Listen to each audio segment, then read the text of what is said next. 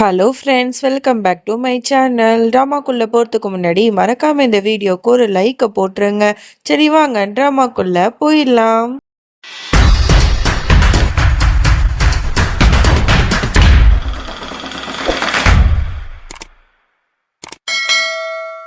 Starting சீன்ல நம்ம அனுஷ்காவை தான் காட்டுறாங்க. அவ நடந்து வந்துட்டு இருக்கா. அப்ப மாமியாக்காரி, நில்லு, இந்த மாதிரி வேணாமினிக்கு மாதிரி சுத்திட்டு இருக்காத, ஒரு வேலையும் செய்யாம.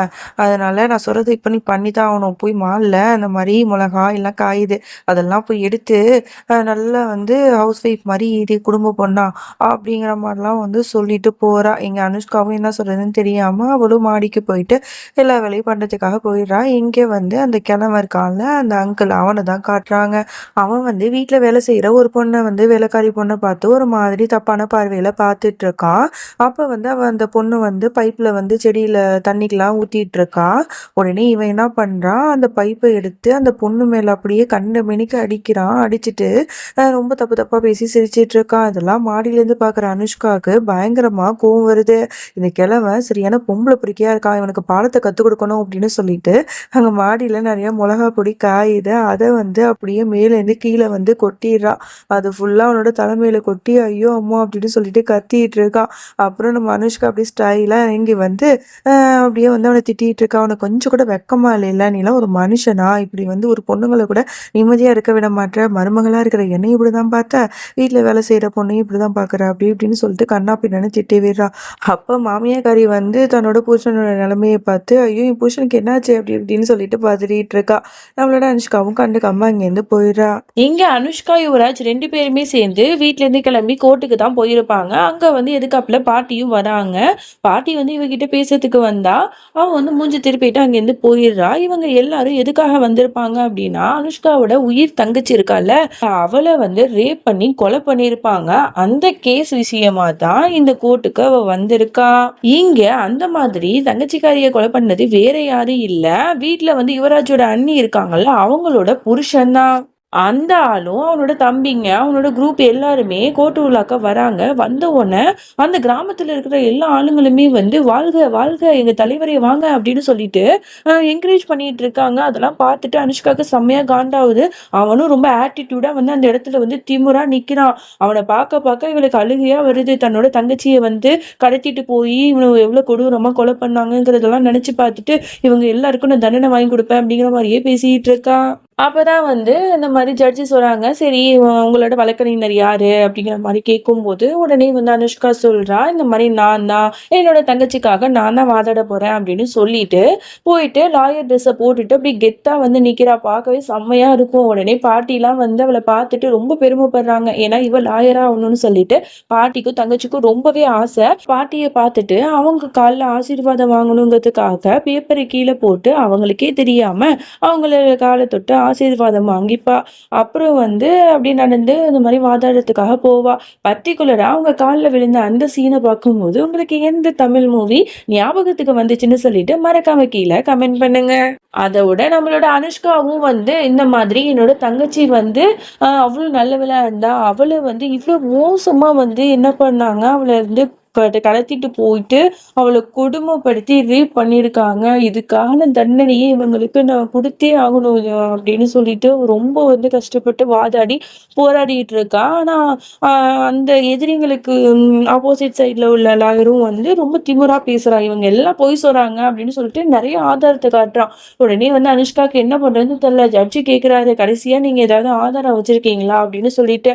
அப்பதான் வந்து சொல்றேன், என்னோட ஃப்ரெண்டு வந்து ஒரு சீடி எடுத்துட்டு வரேன்னு சொல்லியிருக்காங்க, அதுலதான் ஆதாரம் இருக்கு அப்படிங்கிற மாதிரி சொல்லுவா. ஃபர்ஸ்ட் அதை கொண்டு வாங்க, அப்புறம் தான் நாங்க எதா இருந்தாலும் சொல்ல முடியும் அப்படின்னு ஜட்ஜு சொல்ல, இங்க வந்து நம்மளோட அனுஷ்காவும் வெளில போய் பாக்குறா. அங்க பார்த்தா அவளோட ஃப்ரெண்டுக்காரி வந்து வந்துட்டு இருக்கா அந்த ஆதாரத்தை கொண்டுட்டு. உடனே அப்ப இந்த வில்லன்களோட ஆளுங்கள்லாம் வந்து அந்த ஃப்ரெண்டுக்காரியை வந்து காரை விட்டு ஏத்துறதுக்கு பாக்குறாங்க. உடனே அனுஷ்கா அவளை கையை பிடிச்சு காப்பாத்திடுவா. அப்ப அந்த சீடி வந்து காரு மேல மோதி சுக்குநூறா உடஞ்சு போயிடும். அனுஷ்காவுக்கு ரொம்ப கஷ்டம். கஷ்டமா இருக்கும். ஐயோ! இப்ப என்ன பண்றது? இந்த ஆதாரமும் போயிடுச்சே அப்படின்னு சொல்லிட்டு, ரொம்ப தேங்க்ஸ் எனக்காக இந்த ஹெல்ப் பண்ணதுக்கு அப்படின்னு சொல்லிட்டு, அந்த உடைஞ்ச சீடிய எடுத்துட்டு போயிட்டு, ஜட்ஜிட்ட காட்டுறா. இந்த மாரி ஆயிடுச்சு.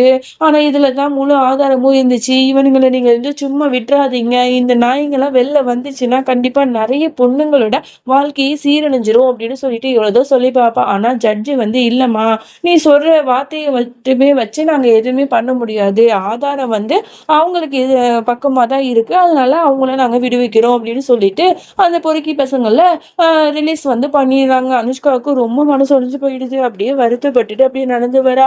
உடனே பாட்டி வந்து கைய பிடிச்சு, நான் தான் சொன்னேன்ல, நீ தான் வந்து இது பண்ணல. இப்ப என்ன ஆச்சுன்னு பார்த்தியா? அப்படிங்கிற மாரி பேசும்போது, அப்ப அந்த ரவுடி பசங்கலாம் வந்து யுவராஜ் பக்கத்துல போறானுங்க. உடனே வந்து பாட்டி கைய தள்ளி விட்டுட்டு, யுவராஜ் ஏதாவது பண்ணிடுவாங்களோன்னு சொல்லிட்டு பயந்துட்டு போறான். ஆனா யுவராஜ் வந்து அவனுங்கள கட்டி புடிச்சுட்டு சிரிச்சு பேசிட்டு இருக்கான். உடனே இத பார்க்கும்போது அவளுக்கு அவ்ளோ கஷ்டமா இருக்கு. என்னடா நடக்குது இங்க? அப்படிங்கிற மாரி பார்த்துட்டு இருக்கா. உடனே பாட்டி சொல்றாங்க, "பாத்தியா என்னமோ என்ன தேவையில்லன்னு சொல்லிட்டு உன்னோட பூஷங்காரன நம்பி அவனோட வீட்டுக்கு போன. அங்க இருக்கிறவங்க உன்ன அவ்ளோ கஷ்டப்படுத்துனாங்க. அதையும் பொறுத்துக்கிட்ட. இப்ப பாரு உன்னோட தங்கச்சிய கொலை பண்ணவனுகிட்டயே இவன் எவ்ளோ ஃப்ரெண்ட்லியா பேசிட்டு இருக்கான்னு. எப்படிலாம் சிரிக்கிறான் பாரு. தெரிஞ்சுக்கோ" அப்படின்னு சொல்லிட்டு பயங்கரமா திட்டுறாங்க. ஆனா இவளுக்கு இப்பவும் வந்து அவன் மேல நம்பிக்கை இருக்கு போல. இல்ல என் புருஷன் வந்து எ ஏதோ ஒரு மனசுல வச்சுட்டு தான் ஏதாவது பண்ணுவாரு. எனக்கு அவர் மேல நம்பிக்கை இருக்கு அப்படின்னு சொல்லிட்டு, உடனே யுவராஜ் பார்க்கறதுக்கு போறா. அங்க வந்து அந்த திமிரு புடிச்ச பொறுக்கி பசங்கலாம் வந்துட்டு, "ஐயோ! அண்ணி எப்படி இருக்கீங்க? நல்லா இருக்கீங்களா? என்ன நெனச்சீங்க? ஆ யுவராஜ் வந்து எங்களுக்கு எதிரா இருப்பான்னு நெனச்சீங்களா? அவன் எங்க ஆளு தான் புரியுதா? நாங்கலாம் ஒண்ணுக்குள்ள ஒண்ணு. உன்ன ஏமாத்தணும்னு தான் நாங்க அப்படி பண்ணோம்" அப்படின்னு சொல்லிட்டு ரொம்ப திமிரா பேசுறான். அனுஷ்காவுக்கு ஒண்ணுமே புரியல. அப்படியே அழுதுட்டு அந்த இடத்துலயே நின்னுட்டு இருக்கா. அப்ப அந்த ரவுடி பசங்கள்ல ஒருத்தவன் சொல்லிட்டு இருக்கான், இந்த மாதிரி உன்னோட ஃப்ரெண்டுக்காரி பேரு என்ன? டெனியா? அவ தானே வந்து உனக்கு ஹெல்ப் பண்ணா. ஏதோ ஒரு சீனி கூட ரெடி பண்ணி கொடுத்தாளே. அந்த ஆளுங்களை விட்டு அவளை தூக்க சொன்னதே நான் தான். இப்ப அவளையும் நான் சும்மா விட மாட்டேன். அவளையும் அவ புருஷனையும் என்ன பண்றேன்னு பாரு அப்படின்னு சொல்லிட்டு மாட்டிட்டு போறான். எங்க அனுஷ்காவுக்கு ரொம்பவே பயமா இருக்கு. ஐயோ அப்படிங்கிற மாதிரி பயந்துக்கிட்டு உடனே ஃப்ரெண்டுக்கு கால் பண்ணி பேசிட்டு இருக்கா. இந்த மாதிரி வந்து நீ சேஃபா இரு. அந்த ரவுடிங்க வந்து அவனை தேடி தான் வந்துட்டு இருக்கானுங்க அப்படின்னு. ஆனா அவ இருக்கிற இடத்துல வந்து சிக்னல் சரியா கேட்கல போல. என்ன சொல்ற எனக்கு புரியல அனுஷ்கா அப்படிங்கிற மாதிரி அவ கேட்டுட்டு இருக்கா. அப்படி பேசிட்டே இருக்கிற கொஞ்ச நேரத்திலேயே நிறைய ரவுடி பசங்க வந்துட்டு அவளை வந்து அட்டாக் பண்ண ஆரம்பிக்கிறாங்க. அவளை கடத்திட்டு போக முயற்சி பண்றாங்க.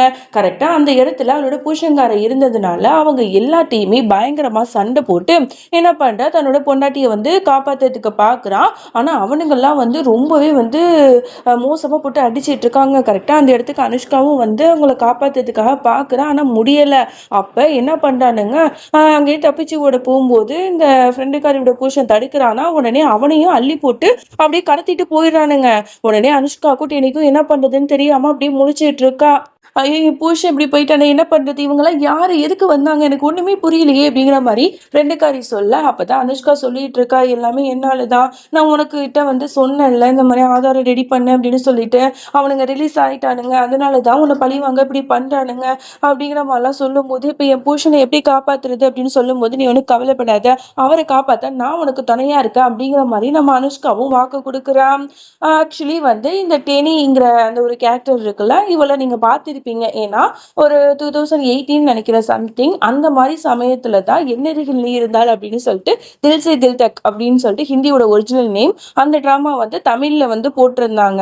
ஸோ தமிழ்ல போட்டாங்க. அந்த டிராமா வந்த காலகட்டத்துல தான் இந்த டிராமாவும் வந்திருக்கு போல. ஸோ ஹிந்தியில பொறுத்த வரைக்கும் 2 டிராமால உள்ளவங்கலாம் திடீர்னு வந்து மகாசங்கமம்னு சொல்லிட்டு 2 சீரியல் உள்ளவங்களும் ஒண்ணா மீட் பண்ணிப்பாங்க.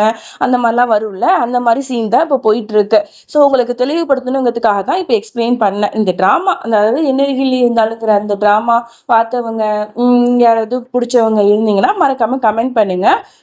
எனக்கு நானும் தெரிஞ்சுக்கிறேன். ஏன்னா நானும் அந்த காலகட்டத்தில் தில் சே தில் தக் அதாவது என்னருகில் நீ இருந்தால், மாயா அந்த மாதிரி பாலிமர் சேனல்ல போட்ட நிறைய டிராமா வெறித்தனமா பார்த்துருக்கேன். ஸோ அதனால தான் கேட்குறேன். நீங்களும் பார்த்துருக்கீங்களா என்னன்னு மறக்காம கீழே கமெண்ட் பண்ணுங்க. இதுக்கப்புறம் என்ன நடந்துச்சு, அனுஷ்காவும் டெனியும் சேர்ந்து ஃப்ரெண்டோட புருஷனை காப்பாத்துனாங்களா என்னன்னு சொல்லிட்டு அடுத்தடுத்த பாட்டுல பார்க்கலாம். இதுக்கப்புறம் வரப்போற எபிசோட்லாம் பயங்கர இன்ட்ரெஸ்டிங்கா இருக்கும். அதனால மிஸ் பண்ணாம ஃபுல்லா பாருங்க.